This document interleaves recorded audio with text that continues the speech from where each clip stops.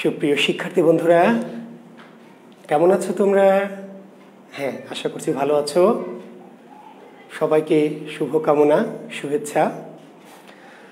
আর যারা আমার পার্শ্ববর্তী বিভিন্ন দেশ থেকে ক্লাস করছো, বিশেষ করে আমার ইন্ডিয়ার শিক্ষার্থী যারা আমার সাথে যুক্ত আছো, কলকাতার বা পশ্চিমবঙ্গের, তোমাদের জন্য দুঃখ প্রকাশ করছি যে আজকের এই নিশ্চয়ই একটা ঝড়ের রাত তোমাদের দেশে চলছে।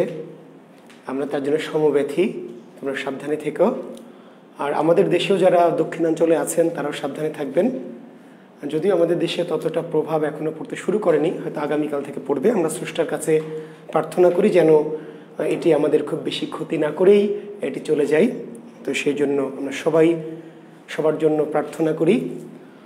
তো আপনাদের সবাইকে শুভকামনা জানিয়ে আমরা আজকের বাংলা ক্লাস শুরু করছি। শিক্ষার্থী বন্ধুরা, আমরা আধুনিক যুগে আছি।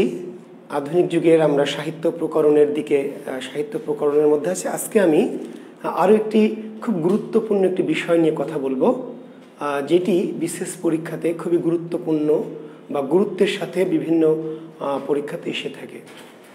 ঠিক আছে, বিসিএসে অতি গুরুত্বপূর্ণ, পাশাপাশি অন্যান্য সকল পরীক্ষাতেও কি এটি গুরুত্বের সাথে বিভিন্ন পরীক্ষায় প্রশ্ন আকারে এসে থাকে। সালের কোশ্চেনের নমুনা তোমাদেরকে বললে তোমরা বুঝতে পারতে, তা আমি সেই নমুনার দিকে আজকে যাচ্ছি না। ঠিক আছে, ওকে। আমি নাজমুল ইসলাম মাসুম, নতুন পাঞ্জাবিতে আপনাকে খুবই সুন্দর লাগছে স্যার।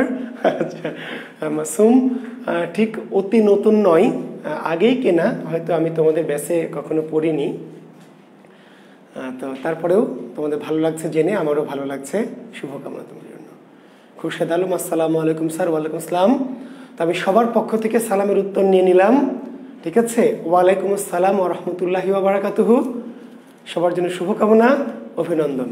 আমরা ক্লাসে চলে যাই, ভূমিকা কিংবা অভিনন্দন পর্ব আর না বাড়াই। ঠিক আছে, অনেকে মনে মনে মাইর দিবে আমাকে। আচ্ছা, চুমকি স্যার, নাইস পাঞ্জাবির কালার। আচ্ছা, ধন্যবাদ চুমকি তোমাকে। হ্যাঁ, এইটা আমার ঘরের মধ্যে যিনি আলেয়া ভাট থাকেন ওনার পছন্দের একটি পাঞ্জাবি আর কি। জি, আমার তো বাইরের আলেয়া ভাট আমাকে বিল দেয় না, আমার এই ভিতরে একজন আলেয়া ভাট আছেন যিনি আমাকে অনেক ভালোবাসেন আর কি। তো তার পছন্দের একটি পাঞ্জাবি আজকে পরেছি। তো যাক, আপনাদের ভালো লাগছে এই জন্য আপনাদেরকে ধন্যবাদ, আর যিনি এটা চয়েস করেছেন আমার জন্য তাকেও ধন্যবাদ। জি, আজকে আমরা পড়ব, লেখেন আজকের টপিকটির নাম উপজীব্য বিষয়। জি, আচ্ছা, আজকে আমার আলোচ্য বিষয়টির নাম কি? বিষয়টির নাম হচ্ছে উপজীব্য বিষয়। আফরোজা, ভাত খাচ্ছেন কেন? আমাদের ক্লাস টাইম তো 9:30, আগে থেকেই দেওয়া আছে, তাই না? ভাত খেলে আগে খাবেন, হলে পরে খাবেন। জি, আচ্ছা, আমাকে উৎফুল্ল লাগছে। আচ্ছা ঠিক আছে, উৎফুল্ল লাগাই তো ভালো, তাই না? হ্যাঁ, আচ্ছা ঠিক আছে, ধন্যবাদ। আচ্ছা, তাহলে আমরা ঠিক আছে, আমরা ক্লাসে চলে যাচ্ছি। আমাদের আজকের ক্লাস হচ্ছে উপজীব্য বিষয়। জি, আমি আর কমেন্টস দেখছি না, কমেন্টস দেখতে গিয়ে আমার কনসেন্ট্রেশন ব্রেক হয়ে যাচ্ছে বেশি। ঠিক আছে, আপনাদের অতি ভালোবাসা দেখে, অতি কমেন্টস দেখে আমি পড়াশোনা গুলিয়ে ফেলবো। ঠিক আছে, যে ভুলে যাবো, বুঝেন নাই? বয়স হয়ে গেছে, তাই না?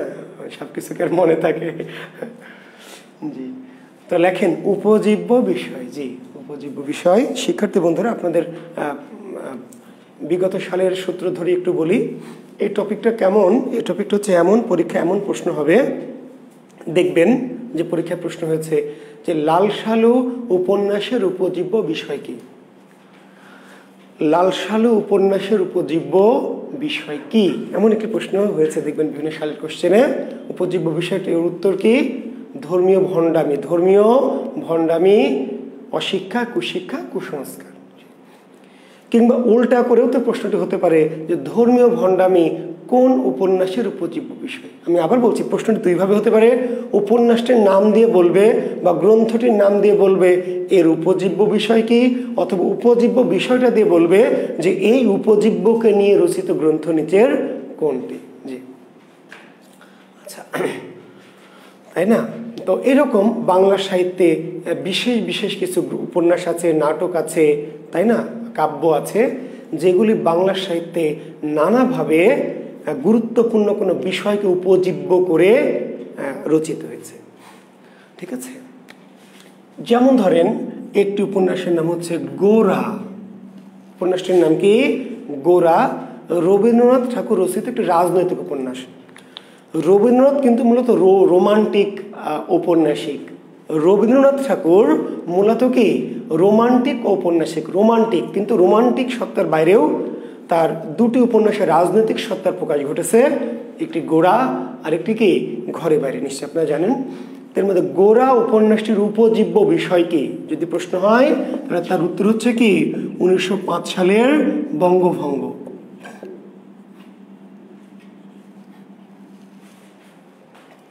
1905 সালের কি? বঙ্গভঙ্গ। জি। তো আপনারা নিশ্চয়ই এই প্রসঙ্গে জানেন, আমিও হয়তো কথা বলতে গেলে অনেক বেশি কথা বলি, অনেক অপছন্দ করেন, তবু আমার স্বভাব, যেহেতু স্বভাবকে তো আর পরিবর্তন করতে পারবো না। রবীন্দ্রনাথ কিন্তু বঙ্গভঙ্গ হোক এটা চাননি। আপনারা অনেকে জানেন যে রবীন্দ্রনাথ বঙ্গভঙ্গের বিরোধিতা করেছিলেন। অর্থাৎ মানে আমাদের যে পূর্ব বাংলা, ঢাকাকে রাজধানী করে একটি আলাদা বাংলা, এটি রবীন্দ্রনাথ চাননি, বিরোধিতা করেছিলেন। কেন? তার অনেক কারণ আছে, অনেক আর্থসামাজিক, রাজনৈতিক, মনস্তাত্ত্বিক অনেক কারণ আছে। সব কারণ আমার আজকের আলোচনায় আমি নিয়ে আসছি না, শুধু একটুকু বলে রাখি দুটি মুখ্য কারণ ছিল কেন তিনি বঙ্গভঙ্গের পক্ষে ছিলেন না, কেন তিনি ঢাকাকে রাজধানী করে আরেকটি বঙ্গের পক্ষে ছিলেন না। তার অনেক কারণের ভিতরে দুটি কারণ একটু জেনে রাখেন। একটি তার নিজস্ব কারণ, জি, যে কারণটিকে আমরা স্বার্থপর কারণ বলতে পারি, জি, সেটি হচ্ছে যে তার যেহেতু এই অঞ্চলে কিছু জমিদারি ছিল, আপনারা জানেন যে নওগাঁয়, তারপরে আমাদের শাহজাদপুর, তাই না, তারপরে আমাদের কুষ্টিয়া, এই সমস্ত এলাকা তার কি ছিল? জমিদারি ছিল। যদি এ দেশটা বঙ্গটা ভঙ্গ হয়ে যায়, এটা আলাদা অঞ্চল হয়ে যায়, তাহলে তার ক্ষেত্রে এই জমিদারি অঞ্চলগুলি নিয়ন্ত্রণে রাখা বা তদারকি করা কি একটু অসুবিধা হতে পারে, বা জমিদারিগুলো অন্যদের আন্ডারে চলে যেতে পারে। এটি ছিল একটি কারণ। আর রবীন্দ্রনাথ যেটিকে কারণ হিসাবে মনে করেছেন, মূল কারণ হচ্ছে যেটি তিনি বলেছেন রবীন্দ্রনাথের ভাষায়, যে বাংলা মানে ভারত হচ্ছে একটি মা, দেশ কবিদের কাছে মা। তো ভারত মাতা ভাগ হোক, এটা তো তিনি চাননি। ভারত মাতাকে বিভক্ত করতে, ভারতীয় সত্তাকে দ্বিখণ্ডিত করতে রবীন্দ্রনাথকে চাননি। বুঝতে পেরেছেন? জি। কোন একজন কবির কবিতার সূত্র ধরে বলছি, হচ্ছে তেলের বোতল ভাঙলো বলে খুকির উপর রাগ করো, তোমরা যেসব ধীরে খোকা ভারত ভেঙে ভাগ করো। কবি বলছে তেলের বোতল, তেলের শিশি ভাঙলো বলে, তেলের শিশি ভাঙলো বলে খুকুর উপর রাগ করো, তোমরা যেসব ধীরে খোকা ভারত ভেঙে ভাগ করো। তার মানে ভারত যদি একটি অখণ্ড সত্তা হয়, মাতৃময়ী সত্তা হয়, তাহলে ভারতকে বিভক্ত করার পক্ষে সাহিত্যিকরা ছিলেন না। রবীন্দ্রনাথ ছিলেন, মনে করলেন যে ভারত একটি মা, এই ভারতের বিভক্তি তিনি চাননি। আমি আবার বলছি, অন্য অনেক কারণও আছে, সেই কারণগুলো আমি বলছি না, কিন্তু রবীন্দ্রনাথ এটি বলেছিলেন যে ভারতকে বিভক্ত করতে তিনি চান না, ভারত মাতার অখণ্ড ভারতকে তিনি চান, তাই না? এখন ধরেন আমাদের যে বাংলাদেশ, বাংলা মা বলছি আমরা, এখন আমরা বলছি কি যে এই যে বিএনসিসি, বরিশাল, নোয়াখালী, তাই না, কুমিল্লা, চাঁদপুর, এরা খুবই সুবিধা নেয়। দেশের যত মন্ত্রী, যত, তাই না, বড় বড় সচিব টচিব, আমলা টামলা সব ওই বঙ্গের। বড় বড় সচিব দেখবেন, বড় বড় মন্ত্রী।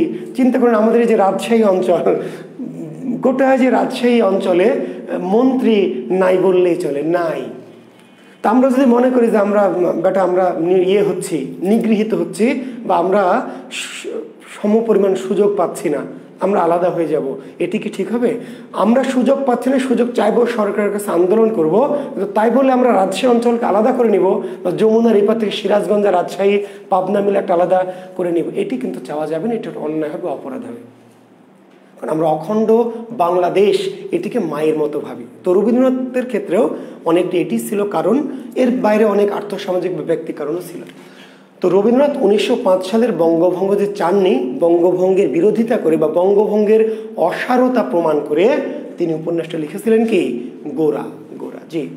তো প্রশ্নটি আবার বলছি, প্রশ্নটি দুইভাবে আসতে পারে, যে গোরা উপন্যাসের উপজীব্য বিষয় কি, তার উত্তরে বলতে হবে 1905 সালের বঙ্গভঙ্গ, কিংবা উল্টা করে যদি আসে যে বঙ্গভঙ্গকে উপজীব্য করে বা বঙ্গভঙ্গকে কেন্দ্র করে রচিত উপন্যাস নিচের কোনটি, তার উত্তর দিতে হবে গোরা।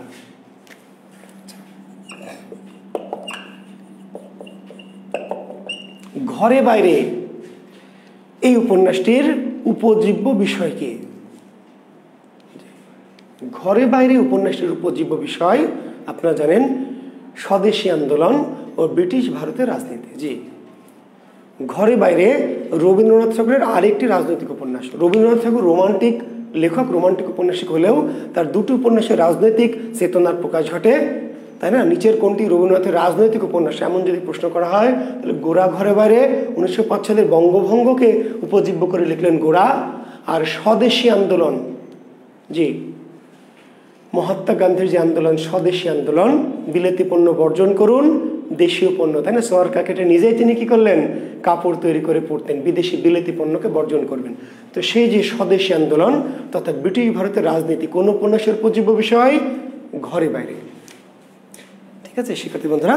জি, দেখবেন আমাদের বঙ্কিমচন্দ্র চট্টোপাধ্যায়ের কি আনন্দমঠ, আনন্দমঠ, আনন্দমঠ উপন্যাসের উপজীব্য বিষয় কি? আনন্দমঠ উপন্যাসের উপজীব্য বিষয় কি? উপজীব্য বিষয় হচ্ছে কি? ফকির বিদ্রোহ। ফকির, ফকির, এই ফকির আবার ভিক্ষা চাও ফকির না, মাগো চারটা ভিক্ষা দেন, এই ফকির না। কোন ফকির?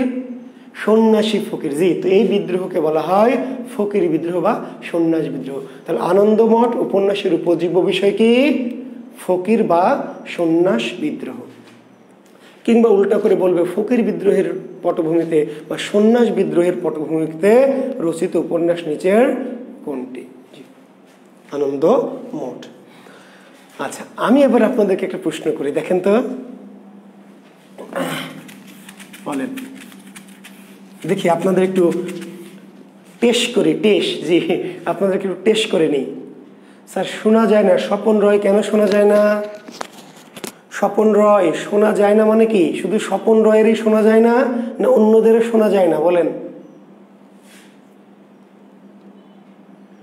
শোনা যাচ্ছে, তো স্বপন রয়ের সমস্যা কি? স্বপন রয়ের হয় কানে প্রবলেম অথবা নেটের প্রবলেম। জি যাই তো স্যার, হ্যাঁ দু একজন আছেন যাদের নেটওয়ার্ক খুবই দুর্বল, 1G নেটওয়ার্ক বা এই টাইপের সমস্যা আর কি। জি বুঝতে পেরেছি, শোনা যায়। আচ্ছা, তো আমি আপনাদের টেস্ট করতে চেয়েছি যেটা দিয়ে, বলেন তো, বলেন নদী তীরবর্তী মানুষের, নদী তীরবর্তী মানুষের জীবন নিয়ে রচিত উপন্যাস কোনটি?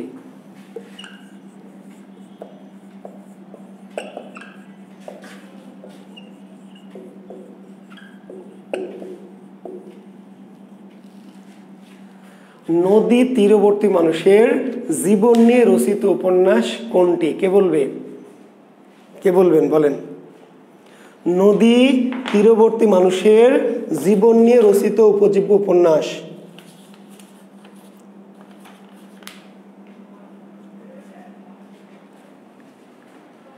কে বলবেন? কই কমেন্টস কই?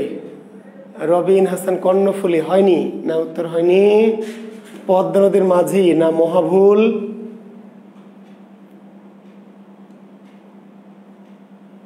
হ্যাঁ পদ্মা নদীর মাঝি না, ভুল ভুল, মহাভুল, মহাভুল। সারেংবউ আরো ভুল, ডাবল ভুল। জি পদ্মা নদীর মাঝি ভুল, সারেংবউ মহাভুল, কর্ণফুলী আরো ভুল। জি তিতাস একটি নদীর নাম। ধন্যবাদ, ধন্যবাদ শিক্ষার্থী বন্ধু মানিক হোসেন। তিতাস একটি নদীর নাম। পদ্মা নদীর মাঝি না, খুরশেদ আলম। আচ্ছা, নদী তীরবর্তী মানুষের জীবন নিয়ে রচিত উপন্যাস কি? তিতাস একটি নদীর নাম। তিতাস একটি নদীর নাম, তার সাথে গঙ্গা, ইছামতি। জি তিতাস একটি নদীর নাম, এটি উত্তর দিবেন। নদী তীরবর্তী মানুষের জীবন নিয়ে রচিত উপন্যাস তিতাস একটি নদীর নাম, পাশাপাশি ইছামতি এবং গঙ্গা। জি আচ্ছা, তাহলে ফেল করেছেন সবাই, দু একজন পাশ করেছেন। এবার বলেন জেলে ও বেদেদের জীবন নিয়ে রচিত উপন্যাস কোনটি? জি, এরপরের উত্তর জেলে ও অদ্বৈত মল্লবর্মণ। তিতাসে একটি নদীর নাম কার লেখা? জাহিদ হাসান সোহাগ। না জানলে কেমনে হবে ভাই? তিতাসে একটি নদীর নাম অদ্বৈত মল্লবর্মণ। অদ্বৈত, তিতাস একটি নদীর নাম অদ্বৈত মল্লবর্মণ। জি, তিতাস একটি নদীর নাম, এই উপন্যাসের রচয়িতা অদ্বৈত মল্লবর্মণ। জি, আচ্ছা, আমি কিন্তু আরেকটি প্রশ্ন করেছি জেলে ও বেদেদের জীবন নিয়ে, জেলে ও বেদেদের জীবন নিয়ে রচিত উপন্যাস। জেলে ও বেদেদের জীবন নিয়ে রচিত উপন্যাস। দু একজন বলেছেন উত্তরটি, আর কেউ কি দিবেন? জেলে ও বেদেদের, যে কাশবনের কন্যা, ধন্যবাদ। জেলে ও বেদেদের জীবন, না নাজমুল ইসলাম রাকিব, কর্ণফুলী না, কাশবনের কন্যা। জি ধন্যবাদ, কাশবনের কন্যা। জেলে ও বেদেদের জীবন নিয়ে রচিত উপন্যাস কাশবনের কন্যা। শামসুদ্দিন আবুল কালাম। রচয়িতাকে? রচয়িতাকে কাশবনের কন্যা শামসুদ্দিন আবুল কালাম।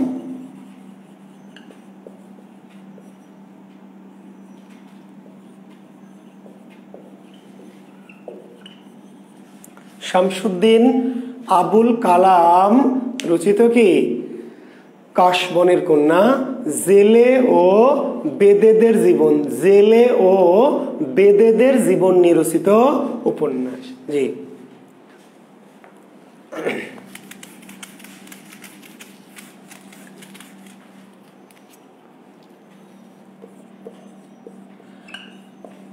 আর জেলেদের জীবন নিয়ে উপন্যাস, জেলেদের জীবন নিয়ে উপন্যাস কোনটি?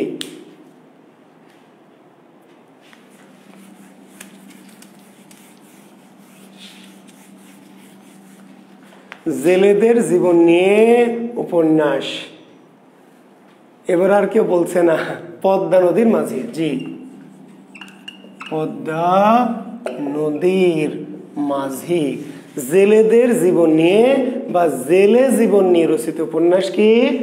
পদ্মা নদীর মাঝি, জেলে জীবন। জি, কিন্তু এই প্রশ্নটি আসবে, আপনি উত্তর দিতে পারবেন না।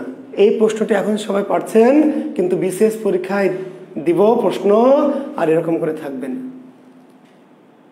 কেন এরকম করে থাকবেন জানেন? পরীক্ষায় দেওয়া হবে ধীবর জীবন নিয়ে রচিত উপন্যাস।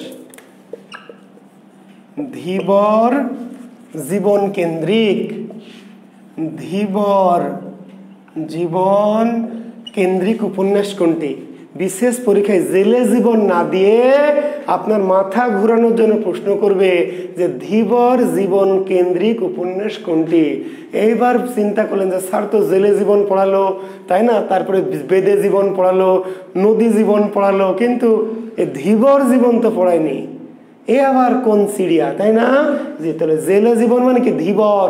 ধীবর শব্দের অর্থ কি? জেলে, জেলে। জি, ধীবর।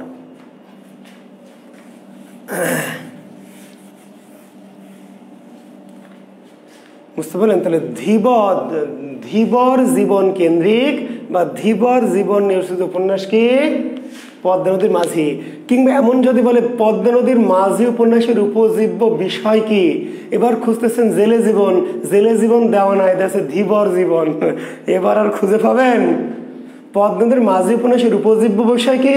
আপনি তো জেলে জীবন খুঁজতেছেন, অপশনে জেলে জীবন নাই, তাহলে উত্তর কি কোনোটি নয়?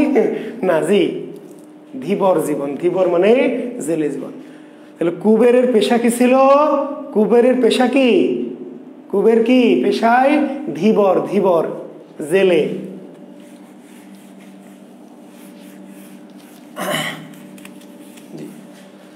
বলেন উপজাতীয়দের জীবন নিয়ে রচিত, উপজাতীয়দের জীবন নিয়ে। ধীবর মানে মাঝি না তো, সাব্বির হোসেন?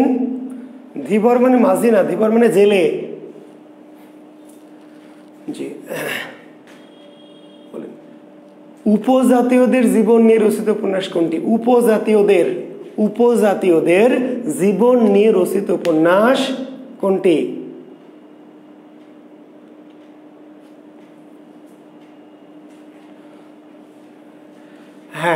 বাহিরা সামিহা, বাহিরা বাহিরা সামিহা আবার কি? মিস কল পার্টি না আমার স্টুডেন্ট? বাহিরা নাকি নাম তো ইংরেজিতে বুঝতে পারছেন। আচ্ছা সামিহা কর্ণফুলী, হ্যাঁ থ্যাংক ইউ। কর্ণফুলী, হ্যাঁ সবাই লিখেছেন কর্ণফুলী। রচয়িতাকে? আলাউদ্দিন আল আজাদ। জি, রচয়িতা আলাউদ্দিন আল কি আজাদ। জি, আলাউদ্দিন আল আজাদ রচিত কর্ণফুলী উপজাতীয়দের জীবন নিয়ে রচিত উপন্যাস।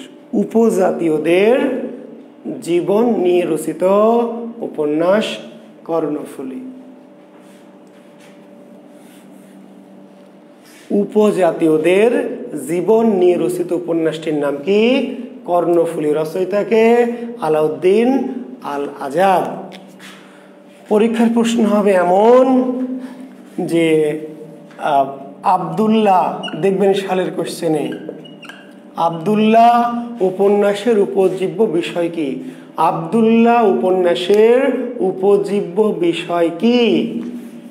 আচ্ছা, আব্দুল্লাহ কার লেখা সেটা কি জানেন? আব্দুল্লাহ রচয়িতাকে? কাজী ইমদাদুল হক। কাজী ইমদাদুল হক। জি, ইমদাদুল হক মিলন না কিন্তু, জি বর্তমান যুগের যে ইমদাদুল হক মিলন সেই ভদ্রলোক না, জি কে আগের যুগের কাজী ইমদাদুল হক। আব্দুল্লাহ উপন্যাসের রচয়িতাকে? কাজী ইমদাদুল হক। উপজীব্য বিষয় কি? জি মণিশঙ্কর নয়ন, ধন্যবাদ, কিন্তু একটু কারেকশন করতে, মুসলিম জীবন না, মধ্যবিত্ত মুসলিম জীবন। মুসলিম মধ্যবিত্ত সমাজ, গুড। মুসলিম সমাজ ঠিক না, মধ্যবিত্ত মুসলিম। মুসলমানরা দুই শ্রেণী ছিল, একটা হলো জমিদার, উচ্চ শ্রেণীর জমিদার শ্রেণী, আর এই উপন্যাসটি কাদের কিনে লেখা? মুসলিম মধ্যবিত্ত সমাজ। তাহলে আব্দুল্লাহ উপন্যাসের উপজীব্য বিষয় কি? মুসলিম মধ্যবিত্ত সমাজ। জি, পরীক্ষায় প্রশ্ন হবে সূর্য দীঘল বাড়ি। সূর্য দীঘল বাড়ি উপন্যাসের উপজীব্য বিষয় কি? সূর্য দীঘল বাড়ি উপন্যাসের উপজীব্য বিষয় কি? আচ্ছা, রচয়িতাকে? আচ্ছা, তার একটু সূর্য বানানটা একটু দেখে নেন। সূর্য বানান বিধান অনুযায়ী কিন্তু ভুল। এখন যদি পরীক্ষা দেয় যে সূর্য বানান কোনটি, তখন আবার এইটা দিয়ে না, এটা আগের যুগের সূর্য। জি, এটা আগের আমলের সূর্য, এটা ভুল সূর্য। জি, এখন কিন্তু সূর্য বানান কি এরকম। কিন্তু এই উপন্যাসটির নাম জি রেপ জফালা। এগুলো লক্ষ্য রাখবেন। লেখকরা এই যখন এই উপন্যাসটি লিখেছেন তখন বাংলা একাডেমির বানান বিধানের এত কড়াকড়ি নিয়ম ছিল না। কিছু কিছু জিনিস খেয়াল করবেন, না হলে আপনার বানানের সাথে এই নামগুলি কি আপনাকে কনফিউজ করে দিবে। জি, তাহলে সূর্য দীঘল বাড়ি আবু কি ইসহাক। তাহলে আবু ইসহাক রচিত সূর্য দীঘল বাড়ি। সূর্য দীঘল বাড়ি উপন্যাসটি রচয়িতা আবু ইসহাক। উপজীব্য বিষয় কি? সংগ্রামশীল পল্লী জীবন। সংগ্রামশীল আরিফ বিল্লাহ, শুধু পল্লী জীবন না, কেমন পল্লী জীবন? সংগ্রামশীল। সংগ্রামশীল পল্লী জীবন। জি, সংগ্রামশীল পল্লী জীবন। সংগ্রামশীল পল্লী জীবন।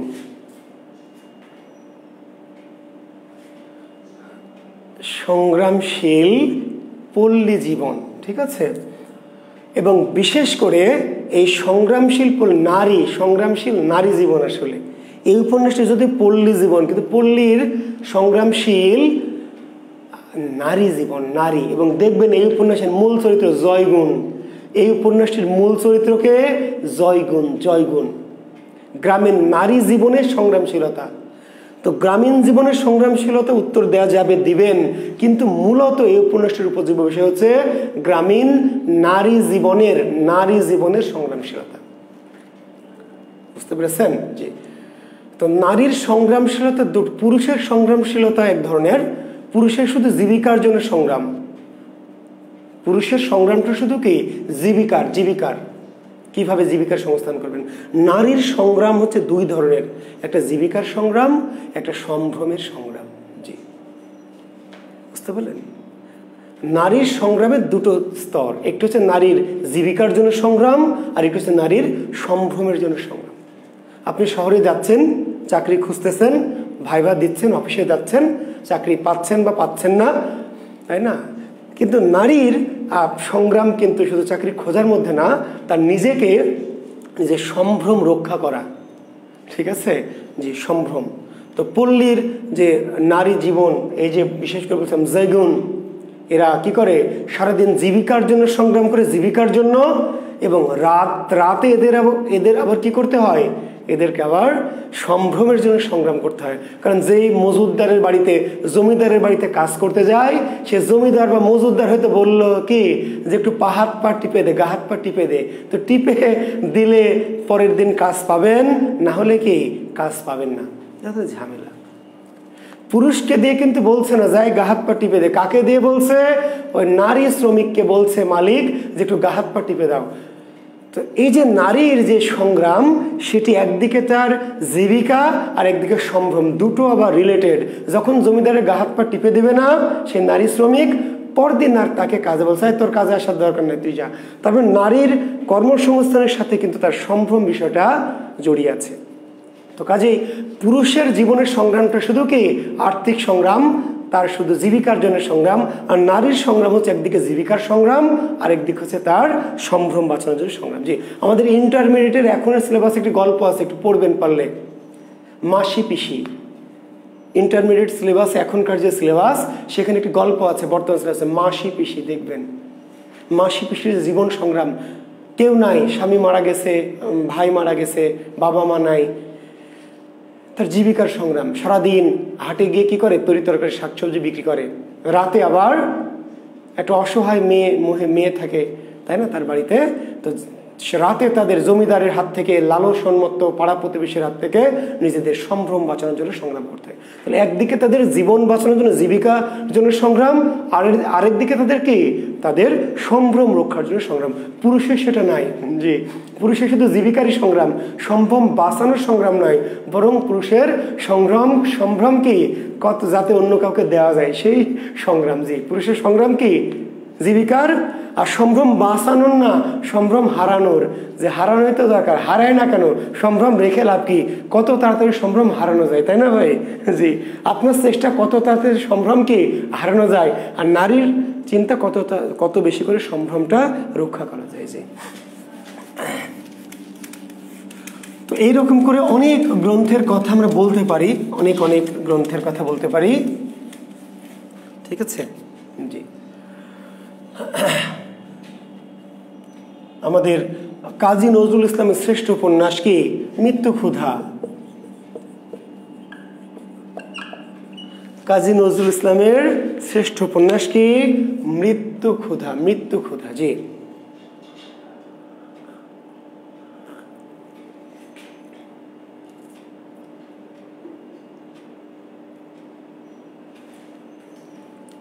উপজীব্য বিষয় কি, নদিয়ার চাঁদ সড়কের জনজীবন। জি, কৃষ্ণনগরের, যে নদিয়ার কৃষ্ণনগরের চাঁদ সড়কের জনজীবন। মৃত্যুক্ষুধা উপন্যাসের বিষয়বস্তু কি, নদিয়ার কৃষ্ণনগরের চাঁদ সড়কের জনজীবন। এবং বিশেষ করে কোন জনজীবন, ওই যে ক্ষুধা, দারিদ্র, মৃত্যু যন্ত্রণা পীড়িত কোন জীবন, কোন জনজীবন, উচ্চবিত্ত জমিদার শ্রেণীর জনজীবন না, জমিদার শ্রেণী আপনার আমার মতো শিক্ষিত শ্রেণীর জনজীবন না। কোন শ্রেণীর, ক্ষুধা, দারিদ্র, মৃত্যু যন্ত্রণা যাদের জীবনের প্রতিনিয়ত অনুষঙ্গ, সে নিম্ন শ্রেণীর মানুষের জনজীবন। জি, নদিয়ার চাঁদ সড়কের নিম্নবিত্ত মানুষের জনজীবন।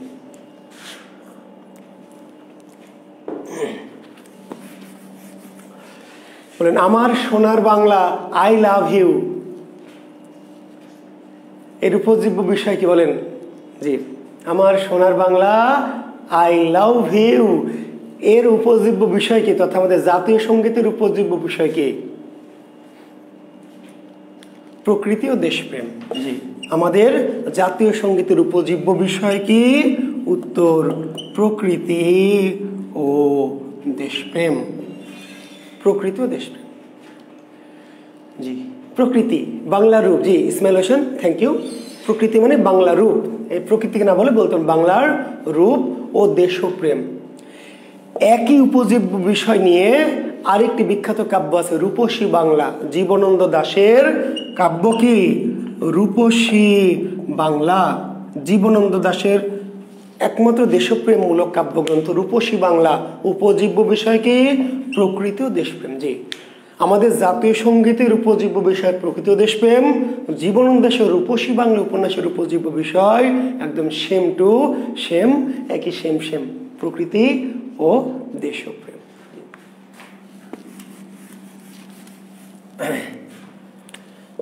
রবীন্দ্রনাথের একটি বিখ্যাত কবিতা আছে নির্ঝরের স্বপ্নভঙ্গ।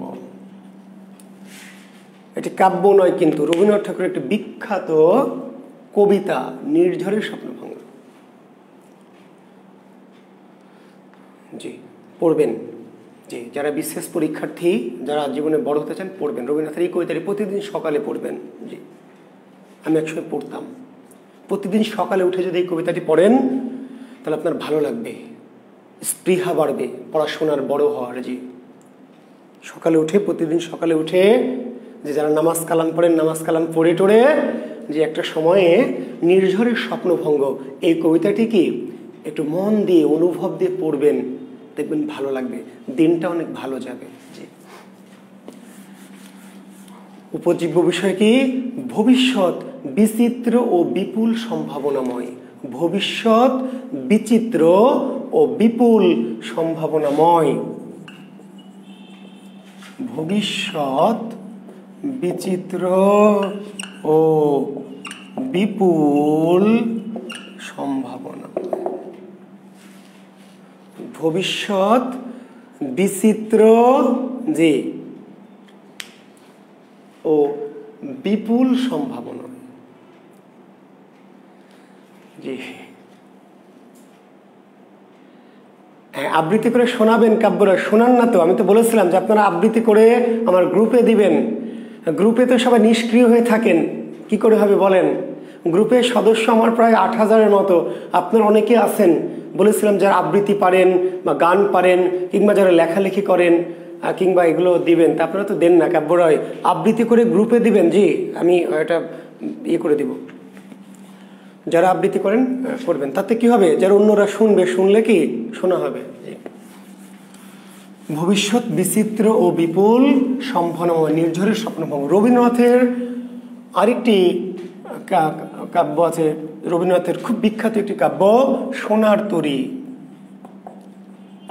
জি, সোনার তরী কাব্যের যদিও অনেক রকমের উপজীব্য বিষয় আছে, তবুও যদি আসে যে সোনার তরী কাব্যের উপজীব্য বিষয় কি, তাহলে বলবেন কি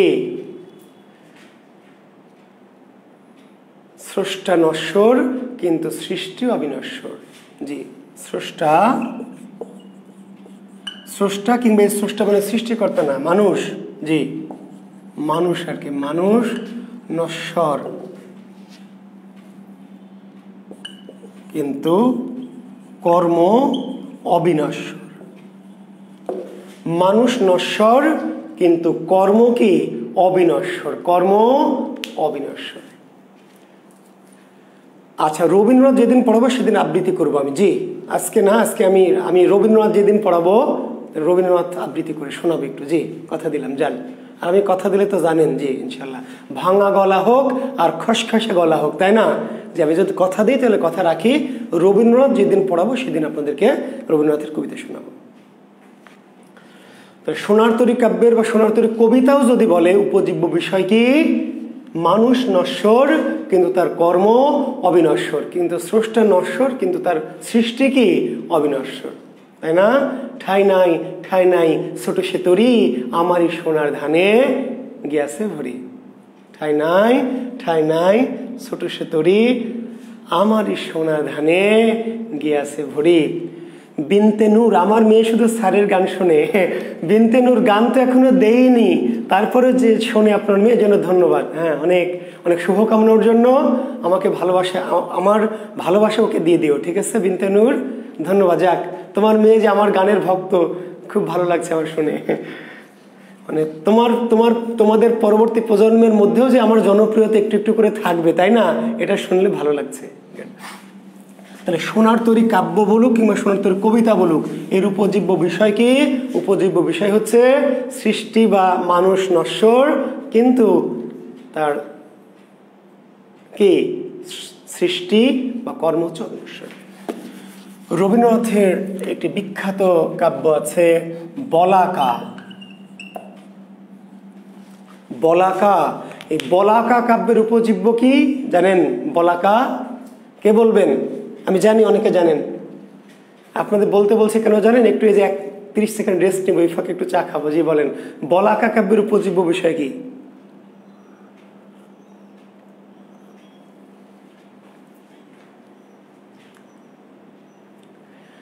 সাহিত্যের ক্লাস মনে হয় আর বেশি করানো যাবে না, দেখছেন পোলাপান তো ক্লাসই করে না। 1900 জন শিক্ষার্থী, 1950 জন ক্লাস করছে, 190 জন, বলেন 10 ভাগের 1 ভাগ। এই যে এখন লাইভ দেখেন 190 জন, 93 জন ক্লাস করছে, শিক্ষার্থী 1950 জন। তাহলে কি আপনারা আমার ক্লাস আর করবেন? আমার মনে হচ্ছে না। ফাঁকা গ্যালারিতে আর কত ক্লাস নেব? আমার মনে হচ্ছে যে আপনারা আমার ক্লাস পছন্দ করছেন না। আস্তে আস্তে দর্শক খেলা বাদ দিয়ে কি করছে? বাড়ি চলে যাচ্ছেন। ক্লাস মনে হয় আর বেশি কন্টিনিউ করা যাবে না দর্শক না থাকলে। ছাত্ররা ক্লাস পছন্দ করছে না, তাই না? জুয়েল স্যার মনে হয় শেষ নাকি?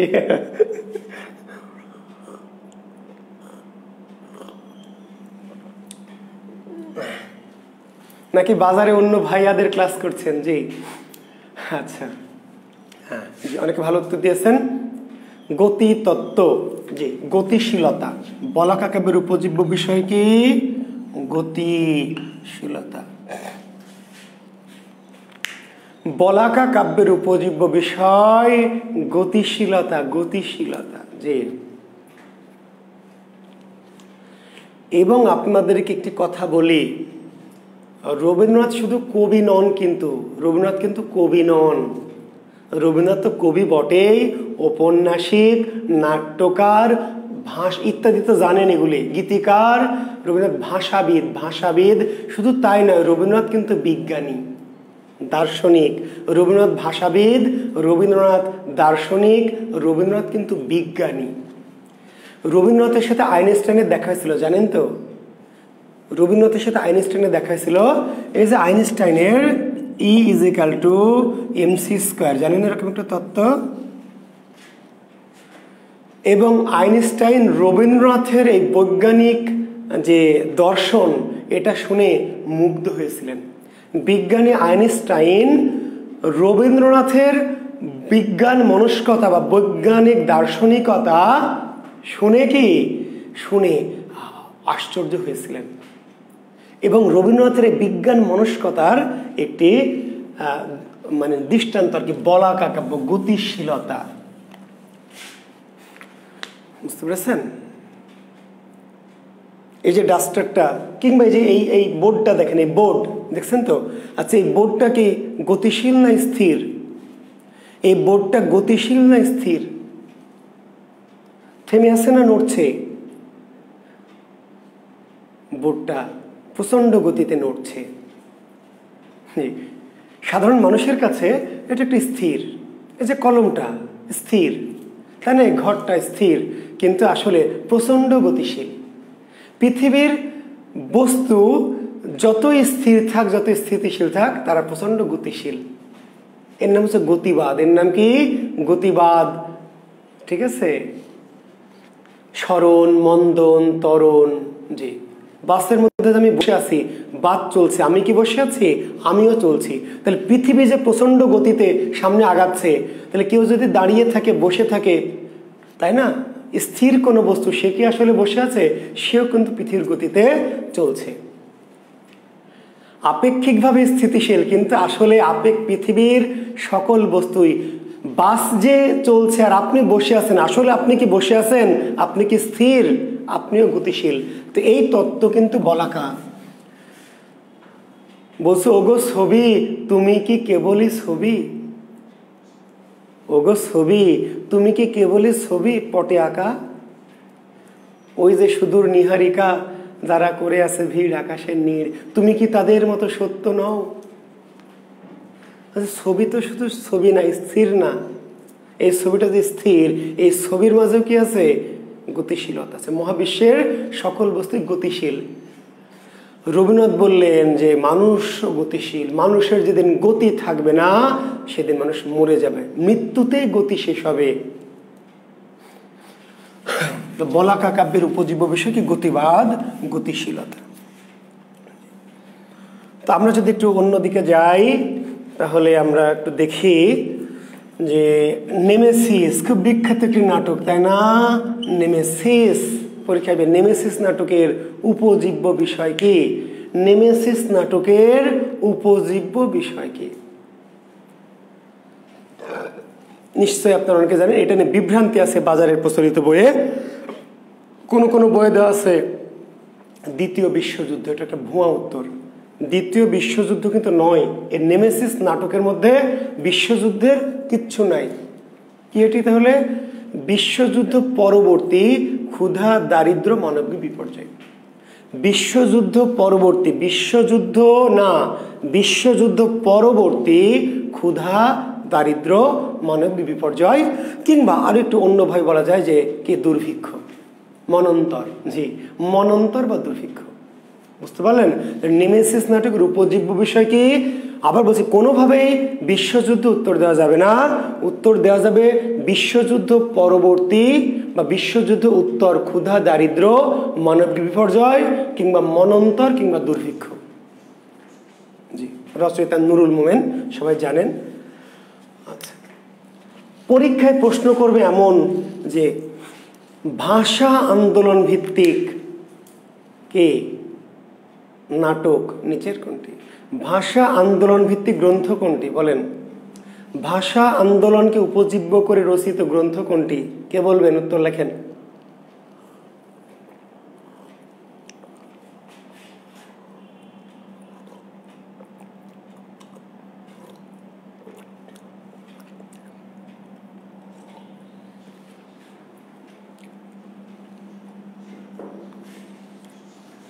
আচ্ছা, কেউ উত্তর দিয়েছেন কবর, কেউ উত্তর দিয়েছেন আরেক ফাল্গুন।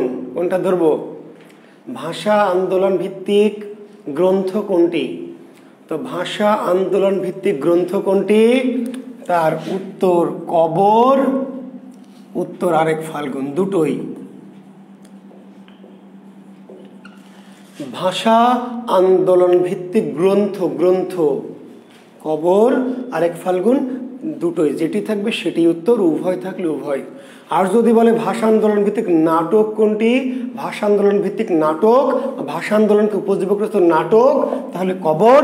আর যদি বলে ভাষা আন্দোলন ভিত্তিক উপন্যাস কোনটি? তাহলে আরেক ফাল্গুন। তাহলে ভাষা আন্দোলন ভিত্তিক গ্রন্থ, এই দুটোই উত্তর। কিন্তু ভাষা আন্দোলন ভিত্তিক নাটক, তখন আর এটি উত্তর হবে না, শুধু একটা কবর। আর ভাষা আন্দোলন ভিত্তিক উপন্যাস, তাহলে তখন আরেক ফাল্গুন।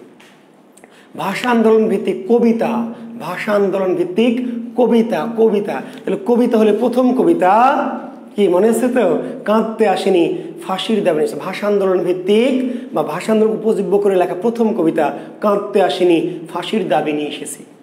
আবার ভাষা আন্দোলন ভিত্তিক কবিতার প্রথম সংকলন, ভাষা আন্দোলন ভিত্তিক কবিতার প্রথম সংকলন 21শে ফেব্রুয়ারি। যে সংকলন মানে একজন কবির লেখা না, অনেকের লেখা মিলে একটা বই, তার নাম সংকলন। তো ভাষা আন্দোলন ভিত্তিক প্রথম কবিতার সংকলন কোনটি? 21শে ফেব্রুয়ারি। সম্পাদক হাসান হাফিজুর রহমান। 21শে ফেব্রুয়ারি ভাষা আন্দোলন ভিত্তিক কবিতার প্রথম কি? সংকলন গ্রন্থ। সম্পাদকের নাম কি? হাসান হাফিজুর রহমান। আর প্রথম রচিত কবিতার নাম কি? কাঁদতে আসেনি, ফাঁসির দাবি নিয়ে এসেছে। রচয়িতাকে মাহবুবুল আলম চৌধুরী। জি, মাহবুবুল হক না, মাহবুবুল আলম চৌধুরী। জি, মাহবুবুল আলম চৌধুরী।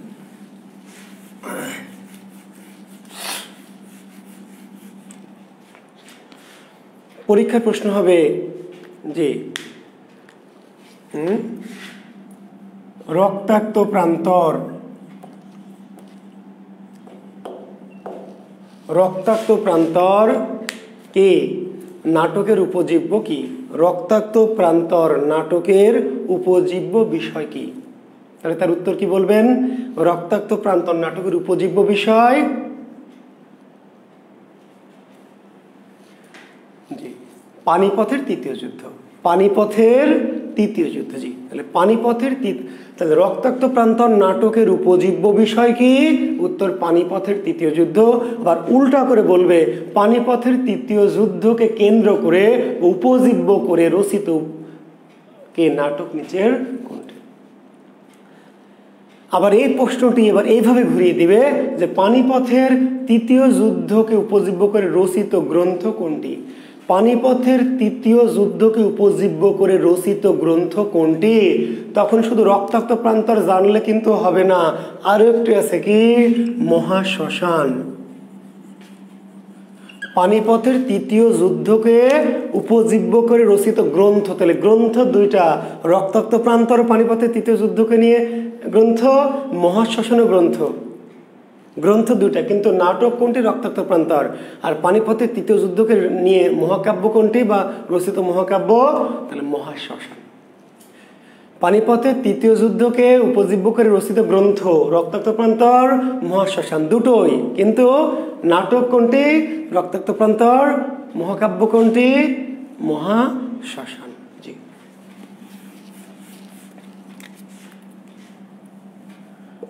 69-এর আচ্ছা 66-এর 62-র ছাত্র আন্দোলন, 62-র ছাত্র আন্দোলন, 62-র ছাত্র আন্দোলনকে নিয়ে রচিত উপন্যাস কোনটি? কে বলতে পারবেন? লেখেন 62-র ছাত্র আন্দোলনকে নিয়ে রচিত গ্রন্থ নিচের কোনটি?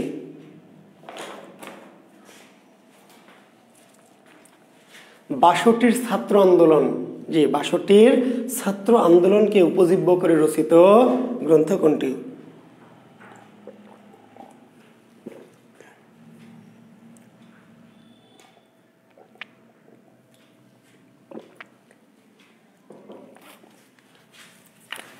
দেখেন সাদা কুয়াশার, সাদা কুয়াশার পাখি। সিলেকোঠার সেপাই না, সিলেকোঠার সেপাই 62-র ছাত্র আন্দোলন পেলেন কই? রবিন হাসান, দীপঙ্কর উদাস। সিলেকোঠার সেপাই 62-র ছাত্র আন্দোলন পেলেন কই? সিলেকোঠার সেপাই শুরু হয়েছে 68 থেকে, 62 কই?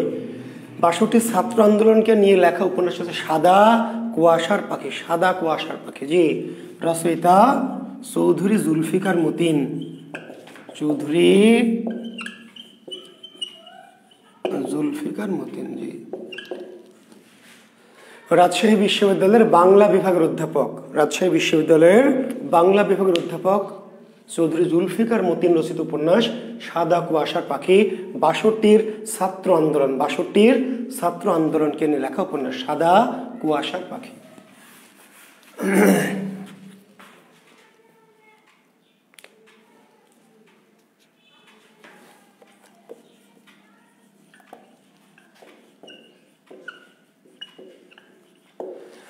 তেভাগা আন্দোলন নিয়ে রচিত উপজীব্য বলেন?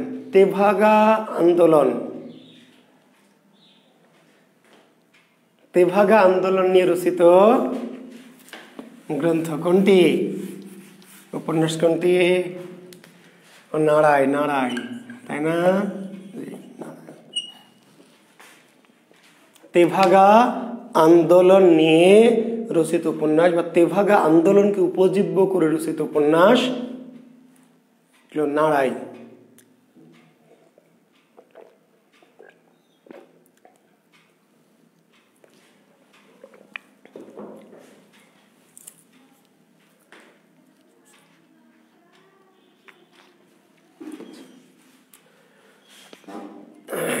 জি। খোয়াবনামাতে তেভাগা আন্দোলন নাই, বরং পোকামাকড়ের ঘর বসতিতে অংশ বিশেষ আছে আর কি, পুরোটা না কিন্তু একটু আছে আর কি।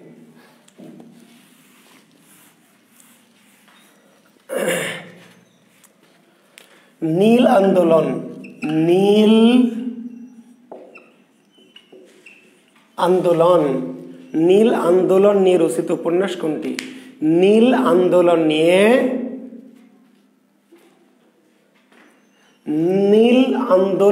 রচিত উপন্যাস কোনটি? নীল আন্দোলন বলেন।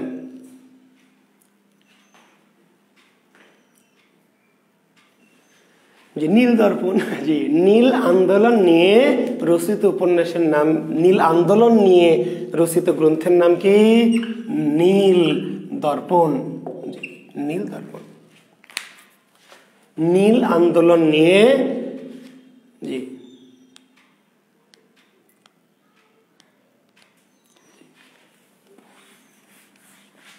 নীল আন্দোলন নিয়ে রচিত, ঠিক আছে,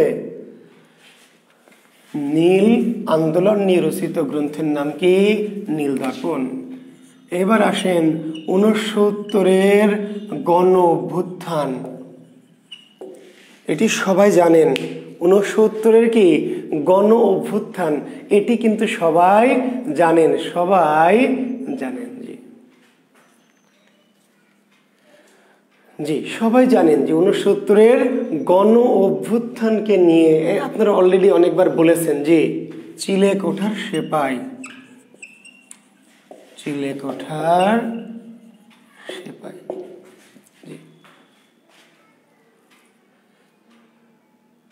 অনেক বিখ্যাত ডায়লগ এখানে আছে, অনেক বিখ্যাত ডায়লগ এখানে আছে। বীর বাঙালি অস্ত্রধর, বাংলাদেশ স্বাধীন কর, ঠিক আছে।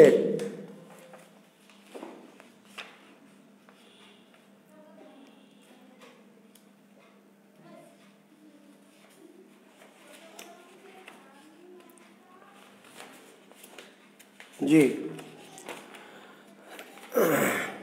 তাহলে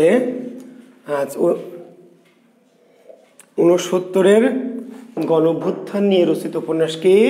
চিলেকোঠার সেপাই, চিলেকোঠার সেপাই। এরপরে মুক্তিযুদ্ধ ভিত্তিক অনেক উপন্যাস আছে, অনেক, ১, ২টা, ৩টা, ৪টা না। মুক্তিযুদ্ধ ভিত্তিক উপন্যাসগুলি অবশ্যই মনে রাখবেন, অবশ্যই। দুটো কারণে, একটি হলো এইভাবে প্রশ্ন হবে, নিচের কোন উপন্যাসের উপজীব্য বিষয় মুক্তিযুদ্ধ বা তাই না স্বাধীনতা?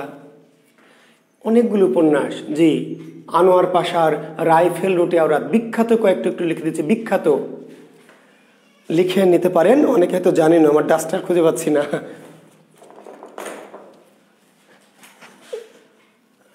ডাস্টার, হ্যাঁ ডাস্টার পেয়েছি, ডাস্টার। জি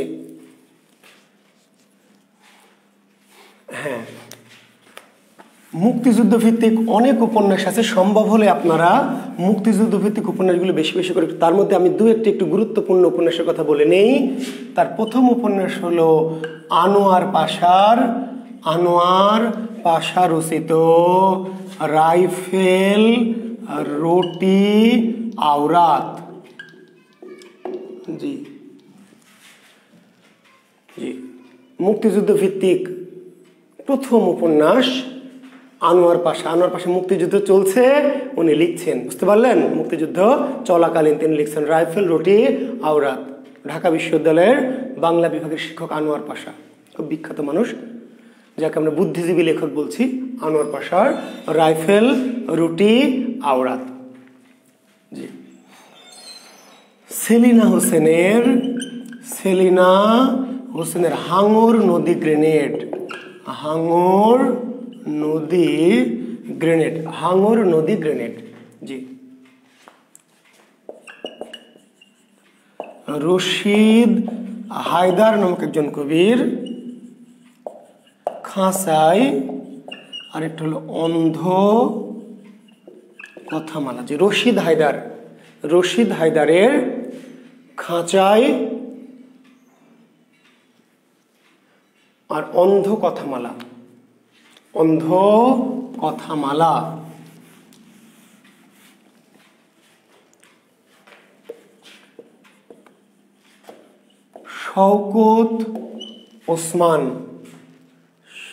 শওকত ওসমানের ২ সৈনিক নেকড়ে অরণ্য। দুই সৈনিক নেকড়ে অরণ্য, জলাঙ্গি।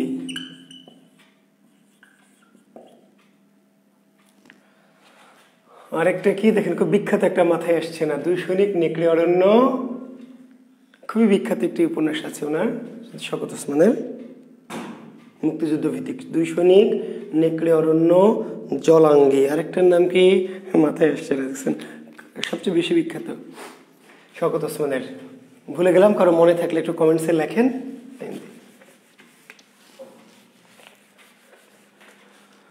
আচ্ছা, এরপরে আজি আগুনের পরশমণি, ঠিক আছে, হ্যাঁ, হুমায়ুন আহমেদের আগুনের পরশমণি। জ্যোৎস্না ও জননীর গল্প, জ্যোৎস্না ও জননীর গল্প, ঠিক আছে। রাবিয়া খাতুনের ফেরারি সূর্য, হ্যাঁ, ইসমাইল আহমেদকে ধন্যবাদ। জাহান্নাম হতে বিদায়, না, তাসনুবা পানসি জন্ম যদি তব বঙ্গে, ঠিক পুরোপুরি মুক্তিযুদ্ধ ভিত্তিক না, দেশপ্রেমমূলক। জি, জাহান্নাম হতে বিদায়, শওকত ওসমানের যেটি মনে করতে পারছিলাম না, জাহান্নাম হতে বিদায়। জি, শওকত ওসমানের দুই সৈনিক নেকড়ে অরণ্য, জলাঙ্গি, জাহান্নাম হতে বিদায়। ধন্যবাদ, হ্যাঁ, ইসমাইল আহমেদকে। আচ্ছা, কি বলছে, রাবিয়া খাতুনের ফেরারি সূর্য। যে রাবিয়া খাতুনের ফেরারি সূর্য, রাবিয়া খাতুন নামক একজন মহিলা উপন্যাসিক আছে, রাবিয়া খাতুন।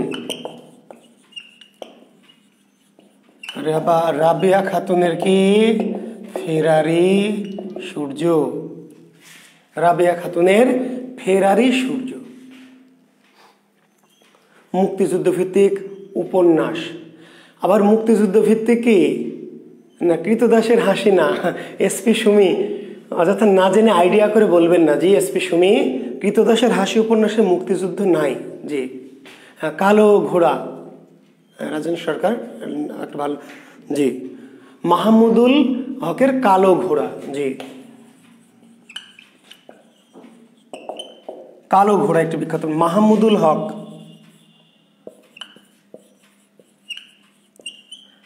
মাহমুদুল হক নামক একজন উপন্যাসিকের কালো ঘোড়া, হ্যাঁ, ঠিকই বলেছেন, এটি একটি উপন্যাস। এর বাইরে আবার কিছু স্মৃতিচারণমূলক গ্রন্থ আছে, স্মৃতিচারণমূলক গ্রন্থ, ঠিক আছে। না, মণিশঙ্কর নয়ন, না, ইরানের কাহিনী, না, মণিশঙ্কর। কৃতদাসের হাসি মূলত রূপক সাহিত্য, সেখানে মানে উপমহাদেশের কথা আছে, মানে পাকিস্তানি শাসন শোষণের বিরুদ্ধে ব্যঙ্গ আছে, কিন্তু ঠিক পুরোপুরি মুক্তিযুদ্ধ ভিত্তিক না। জি, আমার বন্ধু রাশেদ, হ্যাঁ, রাজেন সরকার থেকে, আমার বন্ধু রাশেদ লিখে নেন, আরেকটু খুব বিখ্যাত উপন্যাস, আমার বন্ধু রাশেদ।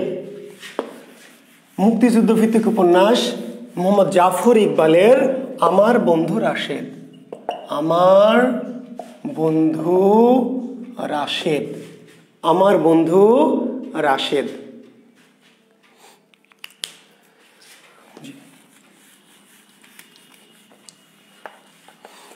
আচ্ছা, তো বললাম যে এর বাইরে কিছু কিছু গ্রন্থ আছে যেগুলি সরাসরি উপন্যাস না, ঠিক আছে। যেমন ধরেন তাহমিমা নামের গোল্ডেন এজ, ঠিক আছে, এগুলি স্মৃতিচারণমূলক রচনা।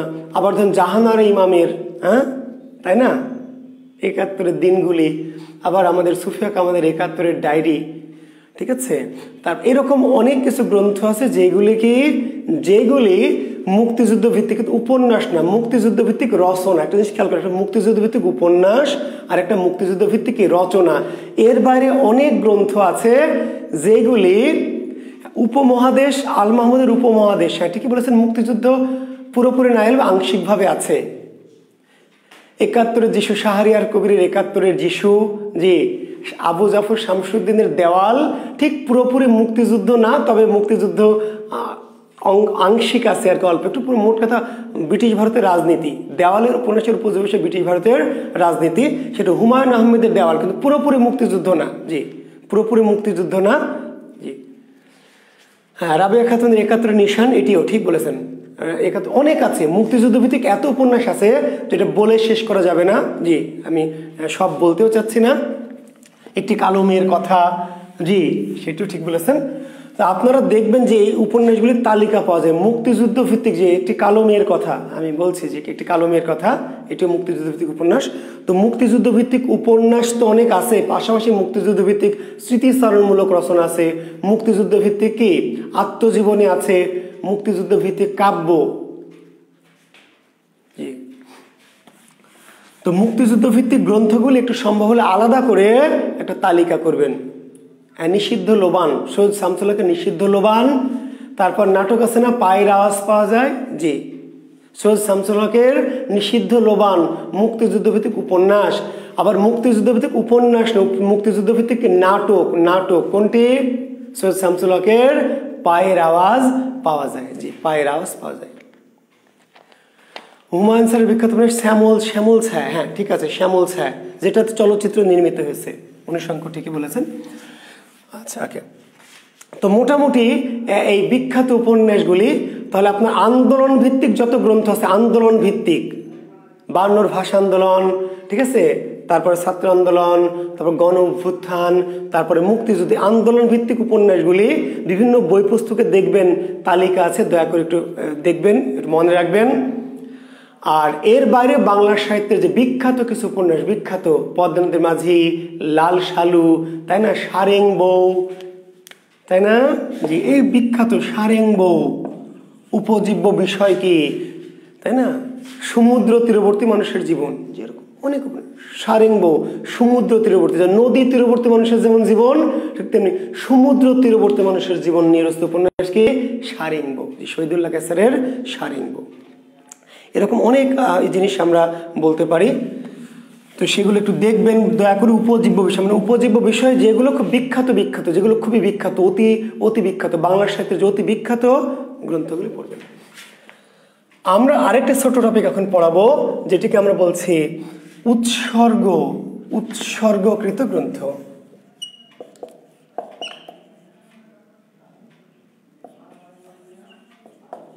উৎসর্গীকৃত গ্রন্থ, জি উৎসর্গীকৃত গ্রন্থ, জি আমরা একটু অন্য আলোচনায় যাচ্ছি, একটা টপিক নিয়ে আমরা থাকবো না, একটু ছোট টপিক, উৎসর্গীকৃত গ্রন্থ। হ্যাঁ, বকুলপুরের স্বাধীনতা, আব্রাহাম সিফাতসি বলেছেন নাটক, উপন্যাস নয় কিন্তু। বকুলপুরের স্বাধীনতা মমতাজ উদ্দিন আহমেদ রচিত কি নাটক, যে রূপক নাটক। বকুলপুরের স্বাধীনতা মুক্তিযুদ্ধ ভিত্তিক গ্রন্থ কিন্তু উপন্যাস নয়, নাটক, মমতাজ উদ্দিন আহমেদ, জি। তো তালিকা অনেক আছে, জি আমি সব তালিকা বলছি না, আপনারা একটু দেখবেন, আমি বিখ্যাতগুলি বলেছি, বিখ্যাত যেগুলি নানানভাবে। আচ্ছা, উৎসর্গিত গ্রন্থ কি উৎসর্গীকৃত গ্রন্থ, অর্থাৎ বাংলা সাহিত্যের কিছু কিছু গ্রন্থ কি করেছেন লেখকরা, কি কারণ নামে উৎসর্গ করেছেন। বাংলা সাহিত্যের কিছু কিছু গ্রন্থ কি লেখক বা রচয়িতা কি করেছেন কারণ নামে উৎসর্গ করেছেন। তো নিশ্চয়ই আপনারা দেখবেন যে হ্যাঁ এরকম প্রশ্ন হয় যে নজরুল তার সঞ্চিতা কাব্যটি কাকে উৎসর্গ করেছেন? কাজী নজরুল ইসলাম তার সঞ্চিতা কাব্যটি কাকে উৎসর্গ করেছেন? নিশ্চয়ই জানেন, রবীন্দ্রনাথ ঠাকুর।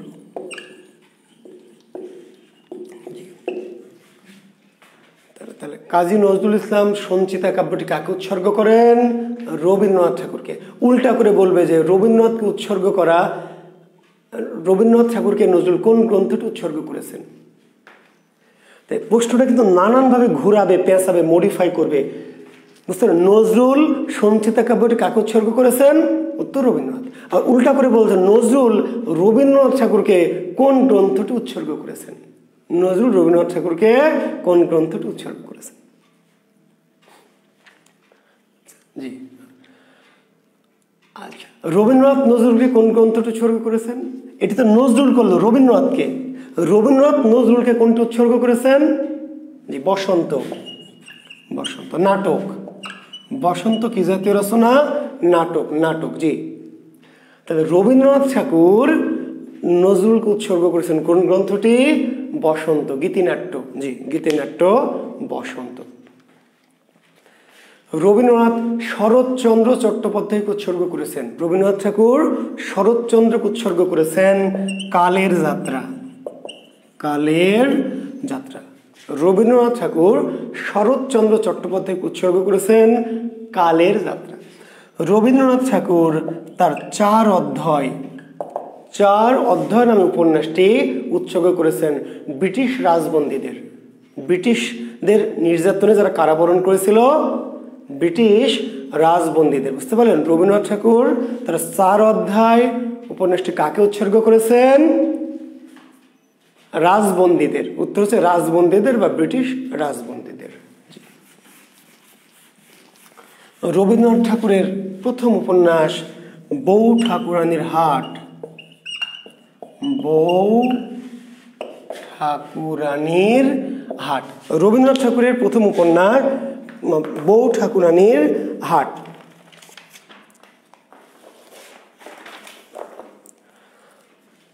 সৌদামিনী দেবী কাকে উৎসর্গ করেছেন? এটি সৌদামিনী দেবী। সৌদামিনী দেবী কে? সৌদামিনী দেবী, সৌদামিনী দেবী কে? রবীন্দ্রনাথের বড় বোন। জি, রবীন্দ্রনাথের বড় বোন। জি, রবীন্দ্রনাথ ঠাকুর তার বড় বোন সৌদামিনী দেবীকে তার প্রথম উপন্যাস বউ ঠাকুরানীর হাট উৎসর্গ করেছিলেন। জি, বউ ঠাকুরের হাট রবীন্দ্রনাথ কাকে উৎসর্গ করেছেন?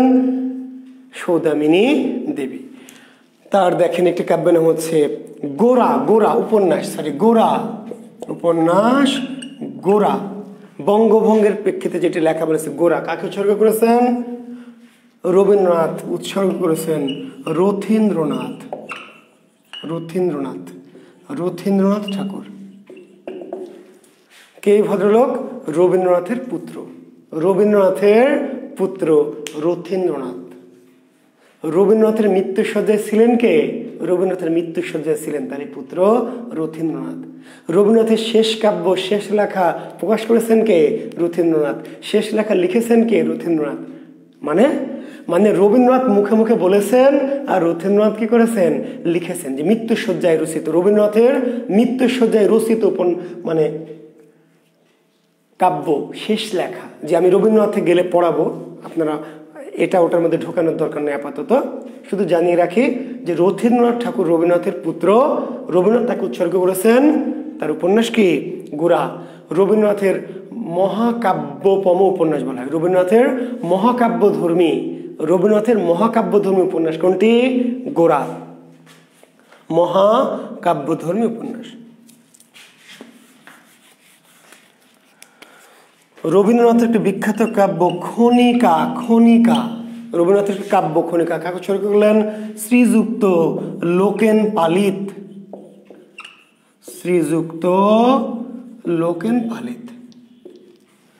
রবীন্দ্রনাথের বন্ধু। রবীন্দ্রনাথ বিলেতে যখন ব্যারিস্টারি পড়তে যান তখন সেইখানে তার একজন ভারতীয় বন্ধু ছিল, তার নাম শ্রীযুক্ত লোকেন পালিত। জি, এই ভদ্রলোক লোকেন পালিত রাজশাহীর ম্যাজিস্ট্রেট হিসেবে ছিলেন। এবং আপনারা জানেন কিনা যে রবীন্দ্রনাথ ঠাকুর রাজশাহীতে এসেছিলেন? জি, রবীন্দ্রনাথ ঠাকুর রাজশাহীতে এসেছিলেন, নজরুল রাজশাহীতে এসেছিলেন। শুধু আসেনি, নজরুল রাজশাহী কলেজের অনুষ্ঠানে বক্তৃতা দিয়েছেন, রবীন্দ্রনাথ রাজশাহীতে অনুষ্ঠানে বক্তৃতা দিয়েছেন। এই সমস্ত জ্ঞানীগুণী ব্যক্তিরা এসেছেন বলেই তো আমরা তাদের স্পর্শে জ্ঞানবান হয়েছি আর কি। জি, শ্রীযুক্ত লোকেন পালিত রবীন্দ্রনাথ ঠাকুরের বন্ধু। রবীন্দ্রনাথ যখন বিলেতে পড়তে যান, সে বিলেতের যে কলেজে তিনি ল পড়ছিলেন সেই কলেজে একজন ভারতীয় বন্ধু ছিল রবীন্দ্রনাথ ঠাকুরের, তিনি হচ্ছেন শ্রীযুক্ত লোকেন পালিত। তো তাকে তিনি উৎসর্গ করলেন রবীন্দ্রনাথ কোন গ্রন্থটি? খনিকা কাব্য উৎসর্গ করলেন।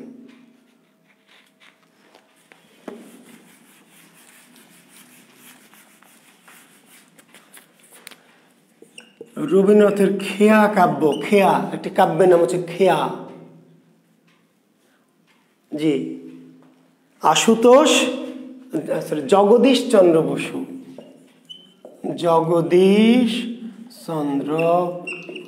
এই ভদ্রলোকের পরিচয় নিশ্চয় দেওয়ার দরকার নেই। কে ছিলেন? বিজ্ঞানী, নিশ্চয় জানেন। স্যার জগদীশ চন্দ্র বসু বিজ্ঞানী ছিলেন। জি, তো রবীন্দ্রনাথ তার খেয়া কাব্যটি কাকে উৎসর্গ করেছেন? বিজ্ঞানী জগদীশ চন্দ্র বসুকে। বিজ্ঞানী জগদীশ চন্দ্র বসুকে। তাহলে খনিকা উৎসর্গ করলেন শ্রীযুক্ত লোকেন পালিতকে, আর খেয়া কাব্য উৎসর্গ করলেন জগদীশ চন্দ্র বসুকে।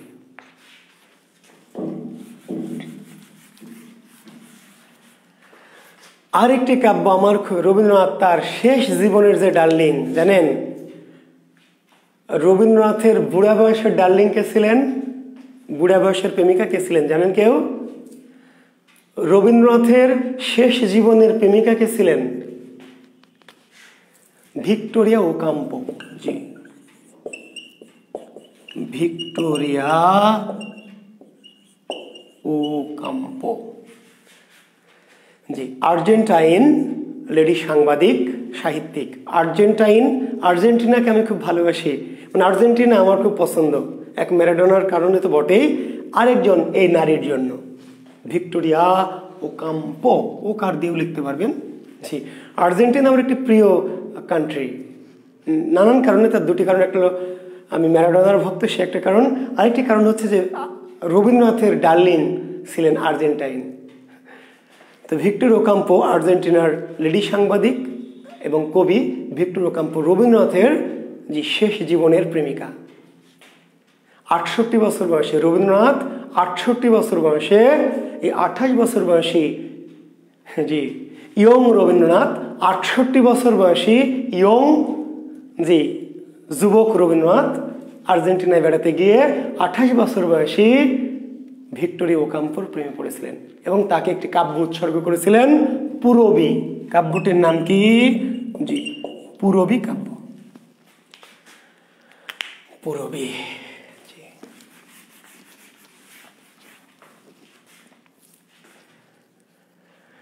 ঠিক আছে,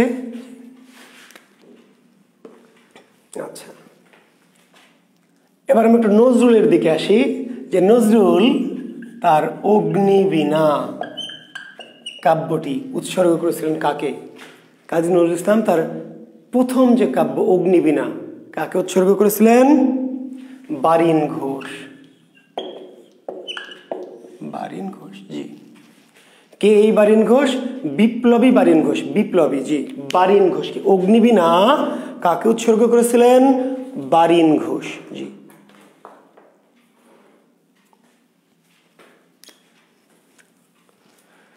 বারিন ঘোষের নাম আপনারা জানেন না? জি, বারিন ঘোষের নাম নৈবেদ্য উৎসর্গ করেছেন স্ত্রীকে। হ্যাঁ, হোসনে আরা। স্মরণ লিখেছিলেন, উৎসর্গ করেননি, তার স্ত্রীর মৃত্যুতে স্মরণ লিখেছিলেন। আর রবীন্দ্রনাথ তার স্ত্রীকে, স্ত্রীর কথাটা একটু বলি, না হলে আবার আমি হয়তো ওই যে বললাম যে রবীন্দ্রনাথের আলোচনায় এগুলি বলবো, আপনারা তবু যেহেতু প্রশ্নটা করেছেন রবীন্দ্রনাথের আলোচনায় আমি ডিটেলস আর একটু বলবো, তবু যেহেতু প্রশ্নটা করেছেন হোসনে আক্তার, রবীন্দ্রনাথ তার স্ত্রীকে উদ্দেশ্য করে লিখেছিলেন স্মরণ, স্ত্রীকে নিয়ে লিখেছিলেন, আর স্ত্রীকে উৎসর্গ করেছিলেন নৈবেদ্য কাব্য। জি, অনেকে এই জিনিসটা বোঝে না।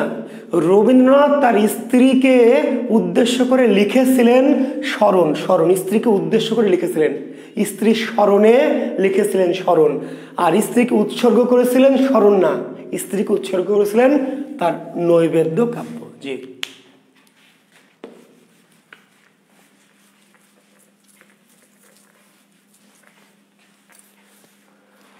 ঠিক আছে। জি, আচ্ছা আমি নজরুলে চলে গেছি অলরেডি। নজরুল তার অগ্নিবীণা কাব্য উৎসর্গ করেছিলেন কাকে? নজরুল তার অগ্নিবীণা কাব্য উৎসর্গ করলেন বিপ্লবী বারিন ঘোষ। বিপ্লবী, জি আমরা যেমন ক্ষুদিরামের নাম জানি, ক্ষুদিরাম জানেন তো? ক্ষুদিরামের নাম জানেন তো? সূর্য সেনের নাম জানেন? সূর্য সেন, ক্ষুদিরাম, সূর্য সেন। প্রীতিলতা জানেন না? জি জানেন। কেন জানেন? জানেন এদের নাম? কিন্তু বারিন ঘোষের নাম জানেন না, বিনয়ের নাম জানেন না, বাদলের নাম জানেন না। ওই যেমন ক্ষুদিরাম যেমন, প্রীতিলতা যেমন, বুঝতে পারলেন? সূর্য সেন যেমন, এই বারিন ঘোষ কিংবা বিনয়, বাদল, অবিনাশ, এরকম আরো অনেক ব্রিটিশ বিপ্লবী, ব্রিটিশ বিরোধী সশস্ত্র বিপ্লবী ছিলেন। কিন্তু ওইগুলির নাম জানেন কেন? ওরা মারা গেছে তাই। কাব্যরয়, সূর্য সেন, তিতুমির, তাই না, ক্ষুদিরাম, এদের নাম কেন জানেন? এরা মারা গেছে, আর এরা মারা যায়নি, তো না মারা গেলে কেমনে মনে রাখবেন? বাংলাদেশে মানুষ বিখ্যাত হয় কখন? যে কেউ মরার পরে। বুঝেন নাই? আপনাকে যে আমি বলছি অগা মগা জগা ছাত্র, খালি মরেই দেখেন, পরের দিনে আমার গ্রুপে বড় করে পোস্ট দিব যে আমার গ্রুপের মেধাবী ছাত্র অমুকের মৃত্যুতে আমরা শোকাহত। বেঁচে আছেন তো কি বকাঝকাই করছি, গাধা অগা মগা গরু কিছু জানে না, তাই না? গালি দিচ্ছে না, বকাঝকা করছি। জি, মরার পরে দেখবেন কলেজে বড় করে পোস্টার ছাপানো হবে যে রাজশাহী কলেজের বা ব্রজমোহন কলেজের বা কারমাইকেল কলেজের বা অমুক মেধাবী ছাত্রের মৃত্যুতে আমরা গভীর শোক। মরার পরে কিন্তু সবাই একটু সম্মান করে আর কি। জি, তো যেহেতু এরা মারা যায়নি, ব্রিটিশ বিরোধী বিপ্লবী, ব্রিটিশ বিরোধী কি বিপ্লবী বারীন্দ্র কুমার ঘোষ, বারীন্দ্র কুমার ঘোষ, যাকে সংক্ষেপে বলা হয় কি বারিন ঘোষ। জি, নাজমুন্নাহার ডালিয়া স্যার, ঠিক যেমন আমি, হ্যাঁ ঠিকই ডালিয়া, তাই না? হ্যাঁ, তোমাকে এখন অগা মগা জগা গাধি টাধি বলছি, তাই না? হ্যাঁ, তুমি যখন আমাকে ছেড়ে চলে যাবা তখন আমি দুঃখ করবো যে আমার এই মেধাবী মেয়ে ডালিয়াটা কই যে গেল, আর কেন আমাকে নক করে না। জি, তো বারিন ঘোষ। নজরুল তার যে গুরু ছিলেন, গুরু, নজরুলের গুরু জানেন তো? নজরুলের গুরুকে, যদিও নজরুল রবীন্দ্রনাথকে গুরুদেব বলে ডাকতেন, সম্মান করে সম্বোধন করে, নজরুল রবি ঠাকুরকে গুরুদেব বলে ডাকতেন সম্বোধন বা সম্মান করে, কিন্তু নজরুলের অরিজিনাল গুরু হচ্ছেন, গুরু অভিভাবক হচ্ছেন কমরেড মোজাফফর আহমেদ। কমরেড মোজাফফর আহমেদ তাকে উৎসর্গ করেছেন, কমরেড মোজাফফর আহমেদ উৎসর্গ করেছেন কোনটি? যে ছায়ানট, ছায়ানট। এই ছায়ানট কাব্য নজরুল কাকে উৎসর্গ করেছেন? জি, কমরেড মোজাফফর আহমেদ। মোজাফফর আহমেদ, কমরেড মোজাফফর আহমদ, যিনি নজরুলের রাজনৈতিক গুরু। নজরুলের বিষের বাঁশি, বিষের বাঁশি নজরুল উৎসর্গ করলেন কাকে? মাসুদা খাতুন।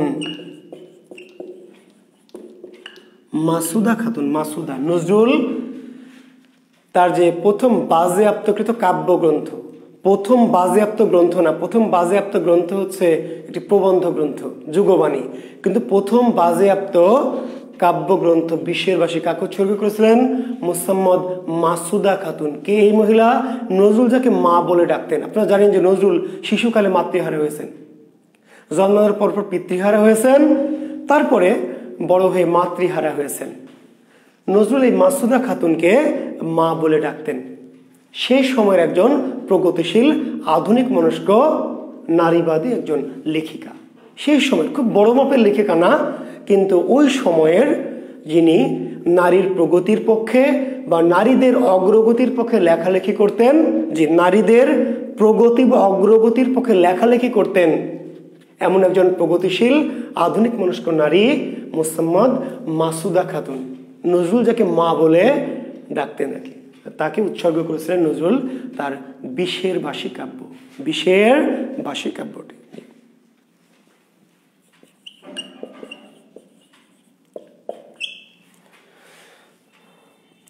নজরুলের জীবনে আরেকজন গুরুত্বপূর্ণ নারী বিরজা সুন্দরী দেবী।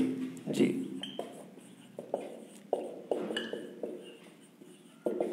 বিরজা সুন্দরী দেবী। কুমিল্লার কেউ আছেন নাকি? কুমিল্লার? জি, কুমিল্লা কিন্তু নজরুলের রোমান্স ক্ষেত্র, রোমান্সের ক্ষেত্র। কুমিল্লা হচ্ছে নজরুলের কি রোমান্টিক জায়গা আর কি। তাহলে বিরজা সুন্দরী রোমান্টিক কেউ নন, বিরজা সুন্দরী হচ্ছে তার কি চাচি শাশুড়ি আর কি। জি, স্ত্রীর চাচি। নজরুলের স্ত্রীর নাম কি? দুলি, আশালতা সেনগুপ্তা। নজরুলের স্ত্রী দুলি বা দোলন বা আশালতা সেনগুপ্তা, যাকে নজরুল আদর করে ডাকতেন দুলি বলে এবং নাম দিয়েছিলেন প্রমীলা। নজরুলের স্ত্রীর নাম ছিল আশালতা সেনগুপ্তা, আশালতা সেনগুপ্তা। ডাক নাম ছিল দুলি, নজরুল তার নাম দিয়েছিলেন প্রমীলা দেবী। তো সেই প্রমীলা দেবী আশালতা সেনগুপ্তার চাচি, তথা নজরুলের চাচি শাশুড়ি বিরজা সুন্দরী দেবী। নজরুল যাকে অত্যন্ত শ্রদ্ধা করতেন, অত্যন্ত শ্রদ্ধা করতেন, সম্মান করতেন। জি, হোসনে আক্তার আমার থানায় বিয়ে করেছে স্যার। হ্যাঁ, তাহলে তো আপনি নজরুলের শ্বশুরবাড়ি এলাকার লোক, তাই না? এই যে আব্দুল্লাহ আল ওমর ফারুক, হোসনে আক্তার, আপনারা নজরুলের শ্বশুরবাড়ি এলাকার লোক, তাই না? আমাদেরকে একদিন দাওয়াত দিয়ে খাওয়াবেন। জি, আপনারা নজরুলের শ্বশুরবাড়ি এলাকার লোক, নজরুলকে তো খাওয়ান না, আমাদেরকে একটু ডেকে ডুকে, আমরা এখন বেঁচে আছি, তাই না? যে নজরুলের উত্তরসূরি না ভাই আমি, বলেন? এই নজরুলের উত্তরসূরি তো, কাজে একদিন ডেকে ডুকে, নজরুল তো নাই, আমাদেরকে একটু ডেকে নিয়ে জামাই আদর করে খাওয়াবেন। জি,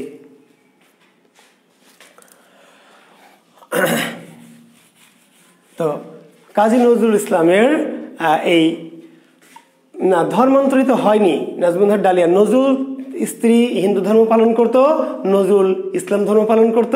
নজরুলের জীবন আজকে আর বলছি না, অন্য কোনো একদিন বলবো। নজরুল ইসলামের ধর্ম পালন করতেন, নজরুলের স্ত্রী হিন্দু ধর্ম পালন করতেন, ধর্মান্তরিত হননি। জি, আচ্ছা, নজরুলের সরি, এবার আমরা একটু মাইকেলে যাব। মাইকেলের প্রথম কাব্য বীরাঙ্গনা। মাইকেলের কাব্যের নাম কি? বীরাঙ্গনা। বীরাঙ্গনা,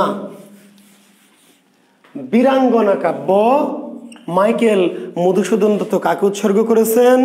ঈশ্বরচন্দ্র বিদ্যাসাগরকে। কাকে? যে আরেকজন প্রগতিশীল মানুষ, ঈশ্বরচন্দ্র বিদ্যাসাগরকে। মাইকেল মধুসূদন দত্ত তার একমাত্র পত্রকাব্য বীরাঙ্গনা, একমাত্র পত্রকাব্য বীরাঙ্গনা কাকে উৎসর্গ করেছেন? জি, ঈশ্বরচন্দ্র বিদ্যাসাগরকে। আর মাইকেলের সবচেয়ে বিখ্যাত বা শ্রেষ্ঠ যে মেঘনাদ বধ, মেঘনাদ বধ উৎসর্গ করেছেন কাকে? রাজা দিগম্বর মিত্র। জি, রাজা দিগম্বর মিত্র। ইনি ঠিক পুরোপুরি রাজা না ওই অর্থে, রাজা রামমোহন রায় যেমন ইংরেজদের কাছ থেকে উপাধি, ইংরেজদের কাছ থেকে প্রাপ্ত উপাধি, যে রাজা দিগম্বর মিত্র সেই সময়ের একজন প্রগতিশীল এবং সাহিত্য মনা মানুষ, আধুনিক মনা মানুষ।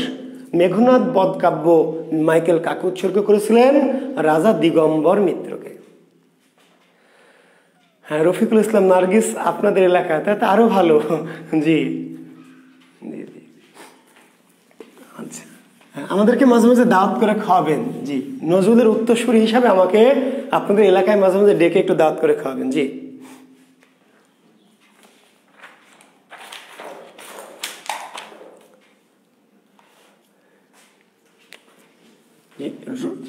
শর্মিষ্ঠা, মাইকেলের শর্মিষ্ঠা নাটক। শর্মিষ্ঠা এই নাটকটি সংস্কৃত কবি কালিদাসকে উৎসর্গ করেছিলেন।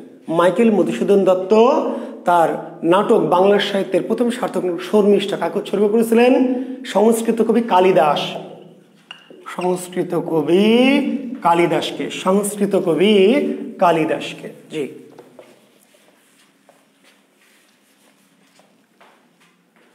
ঠিক আছে, সংস্কৃত কবি কালিদাসকে উৎসর্গ করলেন। আর কৃষ্ণ কুমারী নাটক, কৃষ্ণ কুমারী, জি, বাংলা সাহিত্যের প্রথম সার্থক ট্র্যাজেডি কৃষ্ণ কুমারী, কেশব চন্দ্র পালিত। জি, কেশব বাবু বা কেশব গঙ্গোপাধ্যায়।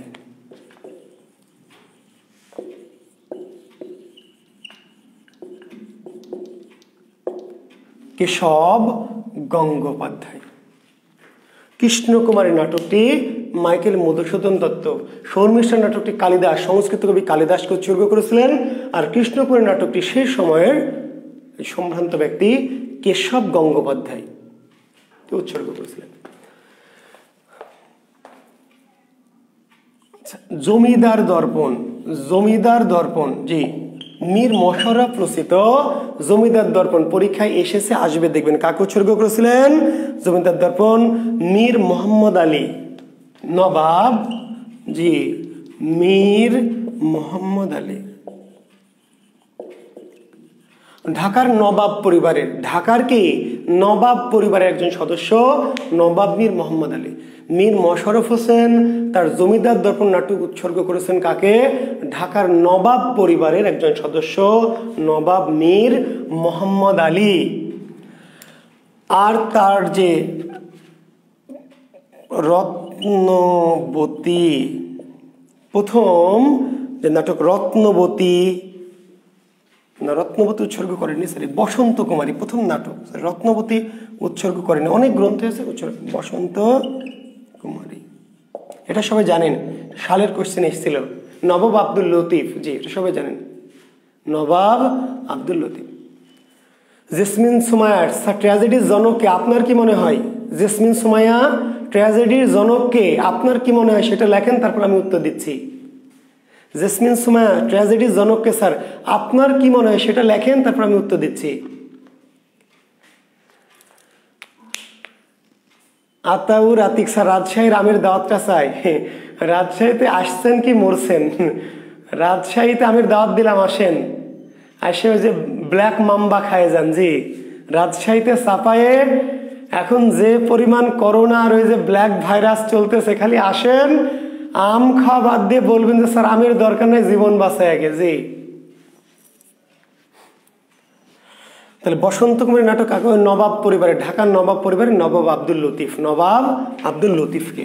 তো শিক্ষার্থী বন্ধুরা, এই সমস্ত বিখ্যাত সাহিত্যিকরা, বিশেষ করে রবীন্দ্রনাথ, নজরুল, ঠিক আছে, এই সমস্ত সাহিত্যিকরা কাকে কাকে কোনটা উৎসর্গ করেছিলেন সেই গ্রন্থগুলি কখনো কখনো আসে, একটু দেখবেন। তো আমরা আগামী দিন থেকে একটা বিশেষ টপিকে যাব, সাহিত্যের ইতিহাসটা আরেকবার আসবো। তার আগে একটা টপিক আমরা অনেক আগে আমার শিডিউলে ছিল, একটু লিখে নেন। আমরা পড়ব হলো রূপ, রস, ছন্দ, অলংকার। জি শিক্ষার্থী বন্ধুরা খুব ভালো করে, জেসমিন সুমাইয়া শেক্সপিয়ার, আচ্ছা শেক্সপিয়ার ট্র্যাজেডির জনক না, তাহলে ট্র্যাজেডির জনক যদি আপনি ধরেন তাহলে গ্রিক নাট্যকার সফোক্লিস। জেসমিন সুমাইয়া আপনি যদি ট্র্যাজেডির জনক, পৃথিবীর ট্র্যাজেডির জনক ধরেন, পৃথিবীর গোটা ওয়ার্ল্ডের, তাহলে শেক্সপিয়ার কেন ভাই? তাহলে গ্রিক নাট্যকার সফোক্লিস। জি গ্রিক নাট্যকার সফোক্লিস হবে। আপনি শেক্সপিয়ারকে পাইলেন কই? শেক্সপিয়ার তো এই 1500 সালে, 1600 সালের। আপনি যদি গোটা পৃথিবীর নাটকের ট্র্যাজেডি জনক ধরেন তাহলে উত্তর দিতে হবে গ্রিক নাট্যকার সফোক্লিস। জি আর আপনাকে যখন আমরা বাংলায় প্রশ্ন করব ট্র্যাজেডির জনককে, তাহলে আপনাকে ওই ইংরেজি সাহিত্য দিয়ে তো মনে রাখা যাবে না। ট্র্যাজেডির জনক বাংলা, আমরা তো বাংলা সাহিত্য পড়ছি, তার উত্তর মাইকেল মধুসূদন দত্ত। আর আপনি যদি গোটা ওয়ার্ল্ডের ট্র্যাজেডির জনক ধরেন তাও শেক্সপিয়ার দিতে পারবেন না, তাহলে তো মহাভুল। তাহলে গোটা ওয়ার্ল্ডের ট্র্যাজেডির জনক ধরলে আপনাকে দিতে হবে গ্রিক নাট্যকার সফোক্লিস। সফোক্লিস জি। আর আমি যখন ট্র্যাজেডির জনক দিব বাংলা, আমি তো বাংলা ইতিহাসের প্রশ্ন করছি, বাংলা, তাহলে আপনি কেন শেক্সপিয়ারে চলে যাচ্ছেন? জি তাহলে আগামী ক্লাসে কি পড়াবো বলেন? রূপ, রস, ছন্দ, অলংকার। জি আগামী ক্লাসে পড়াবো। এই টপিকটা পড়িয়ে আমরা লেখকদের জীবনীতে যাব। জি আমরা সাহিত্যের আধুনিক যুগের নানা প্রকরণ নিয়ে কথা বলেছি, প্রকরণ নিয়ে কথা বলা মোটামুটি আমরা শেষ করেছি, প্রকরণ, ঠিক আছে। আমরা 4টা জিনিস পড়িয়ে নিব, রূপ, রস, ছন্দ, অলংকার। এটা গুরুত্বপূর্ণ বিষয়। ব্যাকরণের ক্লাস থেকে আপনারা এটা নিয়ে অনেকেই জানতে চেয়েছিলেন, আমি বলেছিলাম যেটা সাহিত্যের বিষয়, সাহিত্যে পড়াবো।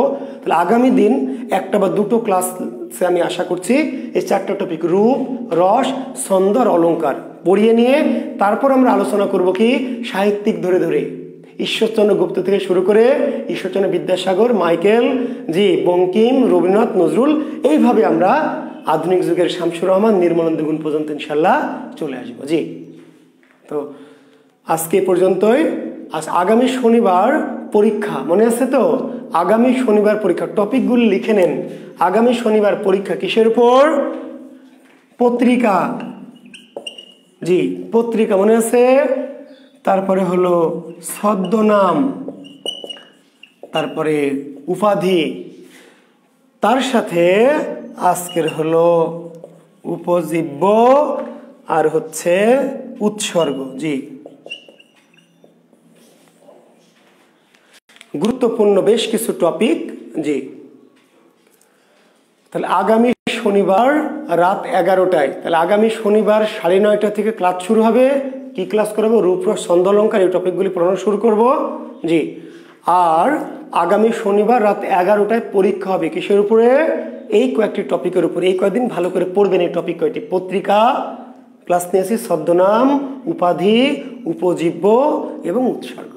জি ঠিক আছে শিক্ষার্থী বন্ধুরা, তো শুভকামনা জি সবার জন্য থাকলো। অনেক রাত গভীর হয়েছে তাই না? জি আর আমি এখন এই ক্লাসটা শেষ করে গ্রুপে ঢুকবো। আমি কথা দিয়েছিলাম গত 2 দিন আগে যে আপনাদেরকে কবিতা শোনাবো, নজরুলের কবিতা। তো আপনারা অনেকেই, আমি এই গ্রুপে শোনাতাম, কিন্তু অনেকে আপত্তি করেছেন যে স্যার, আমার যারা বাইরের স্টুডেন্ট তারা বলেছে স্যার আমরা তো গ্রুপে সবাই যুক্ত নাই, মানে বিশেষ করে সাহিত্য গ্রুপে। তো আমি আমার যে গ্রুপ আছে জুয়েল কিবরিয়া বিশেষ প্রস্তুতি, জুয়েল কিবরিয়া বিশেষ প্রস্তুতি, ওই গ্রুপে আমি এখনই ঢুকবো। ঢুকে আপনাদের নজরুলের একটু কবিতা 2-1টা একটু শোনাবো। জি তা আপনারা যারা ক্লাস লিভ করবেন, করে যদি আপনাদের সময় থাকে বা আমার ভাঙা গলায় 2-1টি কথা শুনতে ইচ্ছে হয়, তাহলে আমার এই গ্রুপটা এখন ক্লাসটা লিভ করে জি 2-1 মিনিটের মধ্যে ঢুকে পড়বেন। কোথায়?